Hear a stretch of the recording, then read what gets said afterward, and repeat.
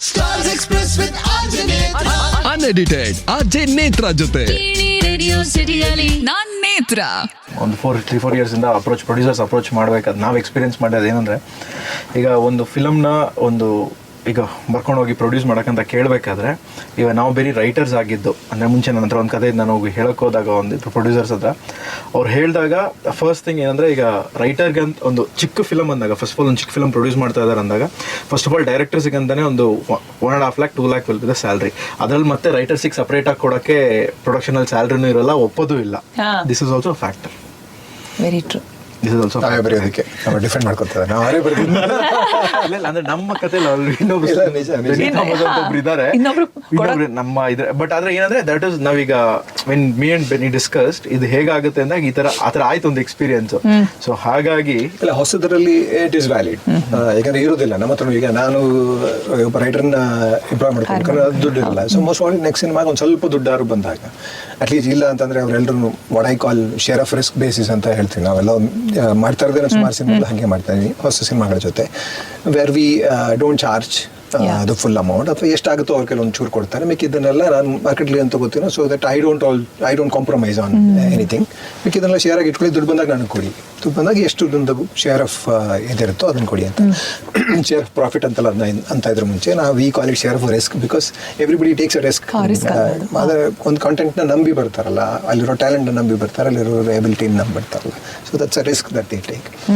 ಈ ಥರ ಕೆಲಸ ಮಾಡಿದಾಗ ಎಲ್ರಿಗೂ, ಐ ಥಿಂಕ್ ರೈಟರ್ಸು ಹಾಗೆ ಒಳಗಡೆ ಬರ್ಲಿಕ್ಕೆ ಶುರುವಾದರೆ ವಿಲ್ ಬಿ ನೈಸ್. ಬಟ್ ಕಷ್ಟವೇ, ಅವ್ರ ಹೊಟ್ಟೆ ಪಾಡೋ ನಡಿಬೇಕಲ್ಲ. ಸೊ ನಂತರ ಬ್ಯಾಲೆನ್ಸ್ ಮಾಡ್ಬೇಕಾದ್ರೆ ಒಂದು ಸ್ಟಾರ್ ಸಿನಿಮಾ ನೀವು ಹೇಳಿದ್ರಲ್ಲ, ಹರ್ಷಿತ್ ಕೊಡುಗು ರೆಡಿ ಆದರೆ ಎಲ್ಲರೂ ರೆಡಿ ಆದರೆ ಅದು ಕಲೆಕ್ಟಿವ್ ಆಗಿ ಆಗಬೇಕು ಅನ್ಸುತ್ತೆ. ನಾನು ತಮಿಳು ಸಿನಿಮಾ ಯಾವುದೋ ಒಂದು ಸಿನಿಮಾ ಹಾಗೆ, ನಾನೊಂದು ಸಿನಿಮಾ ಮಾಡಿದ್ದೆ ಲೀಡ್ ರೋಲಲ್ಲಿ. ಅವ್ರು ಡೈರೆಕ್ಟ್ ಇನ್ನೊಂದು ಸಿನಿಮಾ ಮಾಡ್ತಾಯಿದ್ರು, ಇನ್ನೊಬ್ಬ ದೊಡ್ಡ ಆ್ಯಕ್ಟರ್ನ ಇಟ್ಕೊಂಡು ಮಾಡ್ತಾಯಿದ್ರು. ಅದ್ರಲ್ಲಿ ಒಂದೇ ತುಂಬ ಇಂಟ್ರೆಸ್ಟಿಂಗ್ ರೋಲ್ ಬರ್ಕೊಂಡು we both sat together, road that roll ತುಂಬ ಚೆನ್ನಾಗಾಯಿತು. ಪ್ರೊಡ್ಯೂಸರ್ ಹತ್ರ ಹೋದ್ರೆ ಅವರು ಟಿಪಿಕಲ್ ಬಿಸ್ನೆಸ್ ಮಾಡೋ ಸೇಟ್ ಅವರು, ಅವ್ರಿಗೆ ಇಲ್ಲ ಇಷ್ಟೇನು ಅಂತ ಕೊಡೋಕ್ಕಾಗತ್ತೆ ಅಂತ. ನಾನು ಹೇಳಿದೆ, ನಾನು ಕಾಂಪ್ರಮೈಸ್ ಮಾಡ್ಕೊಂಡು ಬರಲ್ಲ, ಅವ್ರಿಗೋಸ್ಕರ ನಾನು ಸಿನಿಮಾ ಮಾಡ್ತಾಯಿದ್ದೀನಿ, ಅದಕ್ಕೋಸ್ಕರ ಕೂತ್ಕೊಂಡು ಬರೆದು ಇದ್ದೀನಿ ಅವ್ರ ಜೊತೆಗೆ, ಅವ್ರಿಗೋಸ್ಕರ ಮಾಡ್ತಾಯಿದ್ದೀನಿ. ನಾನು ಬೇಕಾದ್ರೆ ಶೇರ್ ಅಂತ ಇಟ್ಕೊಳ್ಳಿ. ಶೇರ್ ಹೆಂಗೆ ಕೊಡೋಕ್ಕೆ ಸಾಧ್ಯ ನಿಮಗೆ? ನಾವು ಬರೀ ಹೀರೋಗೆ ಮಾತ್ರ ಶೇರ್ ಕೊಡಿ. ಯಾಕೆ ಕೊಡೋದಿಲ್ಲ, ದುಡ್ಡು ಕೊಡು. ಇಲ್ಲ ಶೇರ್ ಕೊಡಪ್ಪ, ರಿಸ್ಕ್ ತೊಗೋತಾ ಇದ್ದೀನಪ್ಪ. ನಾನು ಅರ್ಥನೇ ಆಗಲಿಲ್ಲ ಅವ್ರಿಗೆ, ಅದು ಹೆಂಗೆ ಬೇರೆಯವ್ರಿಗೆಲ್ಲ ಹೆಂಗೆ ಶೇರ್ ಕೊಡೋದು ಅಂತ. ಸೊ ಆ ಥರದ್ದು ತೀರಾ ಟ್ರೆಡಿಷನಲ್ ಮೈಂಡ್ ಸೆಟ್ಟನ್ನು ಬಿಟ್ಟು ನಾವು ಮಾಡೋಕ್ಕೆ ಸಾಧ್ಯ ಆದರೆ, ಇವತ್ತು ಯಾರೋ ಅನುರಾಗ್ ಕಶ್ಯಪ್ ಹೇಳ್ತಾ ಇದ್ರು, ಯಾವುದೋ ಒಂದು ಸುಮ್ಮನೆ ಡೂಮ್ ಸ್ಕ್ರಾಲಿಂಗ್ ಮಾಡ್ತಾ ಅನುರಾಗ್ ಕಶ್ಯಪ್ ಹೇಳಿದ್ದು ಬಂತು. ಅವ್ರು ಹೇಳ್ತಾ ಇದ್ರು, ಕಾಸ್ಟ್ ಎಫೆಕ್ಟಿವ್ ಸಿನಿಮಾಗಳು ಅಂದರೆ 3 ಜನ ಕಾನ್ಸಸ್ ಆಗ್ತಾ ಇದೆ ಅಂತ. ಯಾವಾಗ ಹೇಳಿದ್ದು ಅಂತ ಗೊತ್ತಿಲ್ಲ, ಅದು ಯಾವುದೋ ಹಳೆ ಇಂಟರ್ವ್ಯೂ ಅನ್ಸುತ್ತೆ. ಸಲ್ಮಾನ್ ಖಾನ್, ಶಾರುಖ್ ಖಾನ್, ಅಮೀರ್ ಖಾನ್ 3 ಜನ ಏನಂತ ಹೇಳಿದ್ರು, ಬ್ಯಾಕ್ ಎಂಡಲ್ಲಿ ತೊಗೊಳ್ತಾರೆ ಅವರು ಅಂತ ಅಂದ್ಬಿಟ್ಟು ಹೇಳಿದ್ರು. ಮುಂಚೆ ದುಡ್ಡು ತೊಗೊಳಲ್ಲ, ಯಾವುದೋ ರೈಟ್ಸ್ ತೊಗೋತಾರೆ.